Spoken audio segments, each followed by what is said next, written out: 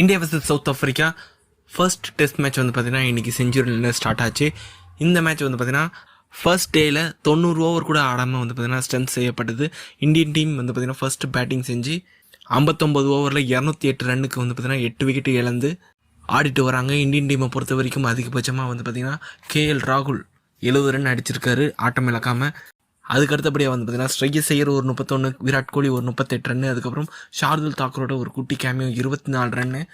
இந்த மேட்சை பொறுத்த வரைக்கும் டாஸ் வந்து பார்த்திங்கன்னா சவுத் ஆஃப்ரிக்கா தான் ஜெயித்தாங்க. ஃபஸ்ட்டு வந்து பார்த்திங்கன்னா பவுலிங் போடுறோம், ஒரு க்ளவுடி கண்டிஷன், ஃபாஸ்ட் பவுலிங்கு சாதகமான ஒரு கண்டிஷன் அப்படின்ற போது சவுத் ஆஃப்ரிக்கன் டீம் கரெக்டான டிசிஷன் தான் எடுத்திருக்காங்க.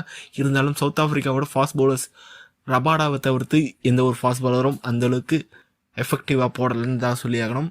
அவர் கூட யாராவது ஒரு பவுலர் வந்து பார்த்திங்கன்னா சப்போர்ட் பண்ணியிருந்தாலே இந்தியாவை வந்து பார்த்திங்கன்னா 150 ரன்னுக்குள்ளே ஆல் அவுட் பண்ணியிருக்கலாம். இப்போ வந்து பார்த்திங்கன்னா இந்தியன் டீம் ஓரளவுக்கு ஒரு டீசெண்டான ஒரு ஸ்கோரில் இருக்காங்க. 208 ரன்னு அப்படின்றது ஓரளவுக்கு டீசெண்டான ஸ்கோர் செஞ்சுரியனில். நம்ம டீம்லேயும் வந்து பார்த்திங்கன்னா நல்ல ஒரு ஃபாஸ்ட் பவுலர்ஸ் இருக்காங்க.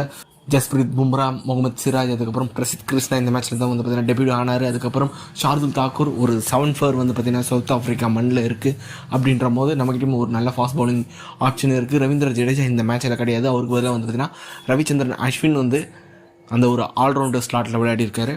சவுத் ஆஃப்ரிக்காவோட பவுலிங்கை பொறுத்த வரைக்கும் ககிசோ ரபாடா 5 விக்கெட் எடுத்திருக்காரு, 44 ரன் கொடுத்து 17 ஓவரில் 3 மெய்டின். அதுக்கப்புறம் மார்க்கோ யான்சன் அவர் வந்து பார்த்திங்கன்னா அந்தளவுக்கு எஃபெக்டிவாக போடல, 15 ஓவரில் ஒரே ஒரு மெய்டின் தான் போட்டிருக்காரு, 52 ரன் கொடுத்துருக்காரு, ஒரு விக்கெட் வந்து பார்த்திங்கன்னா எடுத்திருக்காரு. நாண்ட்ரி பர்கர் அவர் வந்து பார்த்திங்கன்னா ககிசோ ரபாடுக்கு ஓரளவுக்கு ஈடு கொடுத்து போட்டாருன்னே சொல்லி ஆகணும். 15 ஓவரில் 50 ரன் கொடுத்துருந்தாரு, 4 மெய்டின் 2 விக்கெட் எடுத்திருந்தார். அதுக்கப்புறம் ஜெரால்ட் கோட்ஸை அவர் மேலே பார்த்திங்கன்னா ஏகப்பட்ட எதிர்பார்ப்பு. பட் வந்து பார்த்திங்கன்னா இந்த மேட்ச்சில் அந்தளவுக்கு அவருக்கு சரியான ஒரு பவுலிங் அமையல.